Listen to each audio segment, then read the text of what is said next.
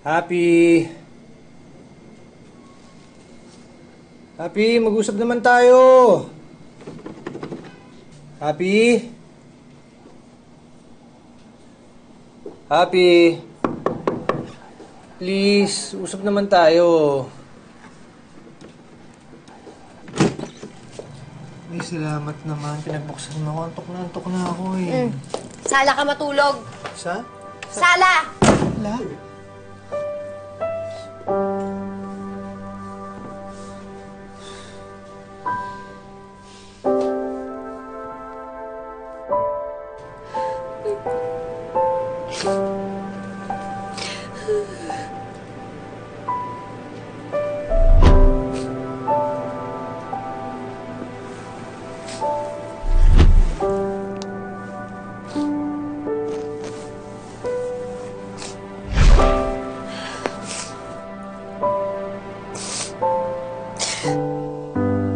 Sofa.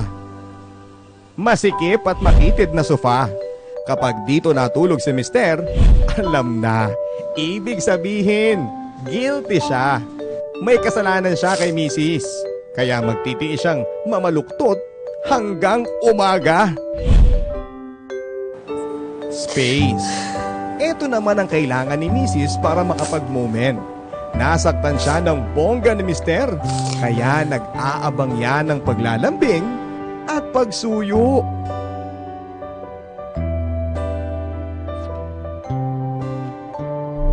Ding-ding!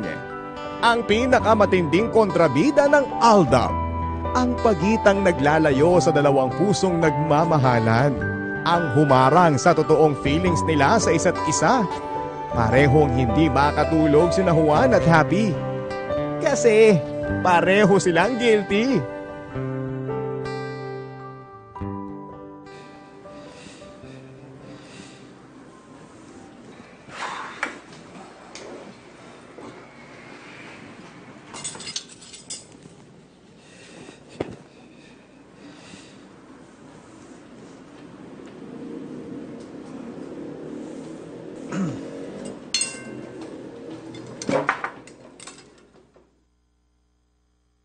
Hindi po sira ang volume ng TV ninyo.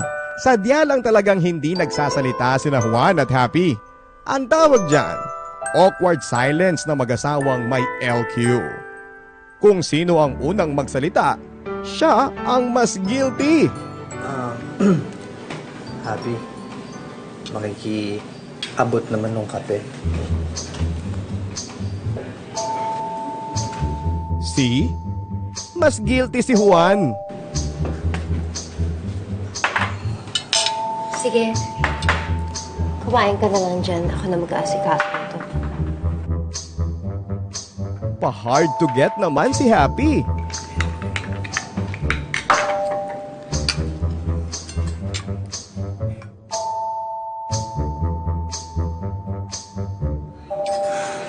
Kumain ka na ha. Baka malate ka pa sa opisina.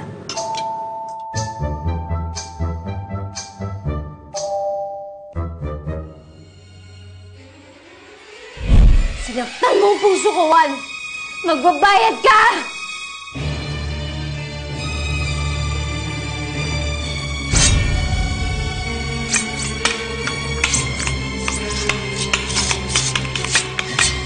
What, babe?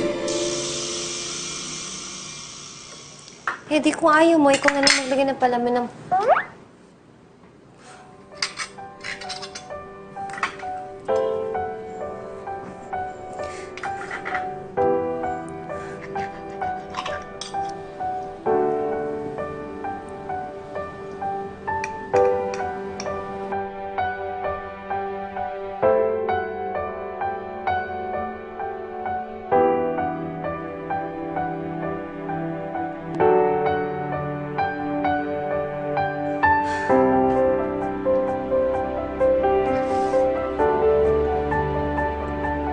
Sa puntong ito, ready nang magtaas ng white flag si Juan. Nag-e-expect na rin si Happy. Nayayakapin siya ni Juan mula sa kanyang likuran. Ang sarap-sarap mo, mahalin. Happy!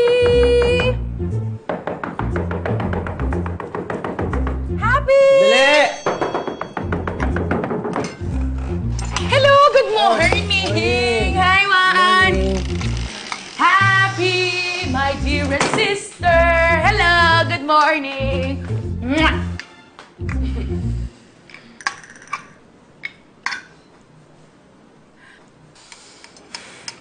Napaayos na pala yung aircon dito sa bahay niyo, no? Ha? Hindi, bakit? Kasi ang cold eh.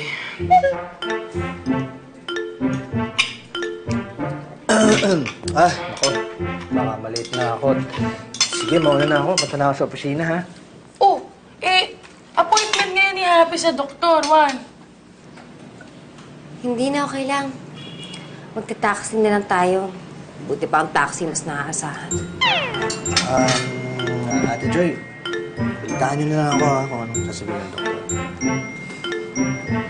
Happy, una na ako. Hindi na, okay lang. Kahit ako na lang makaalam kung anong sasabihin ng doktor.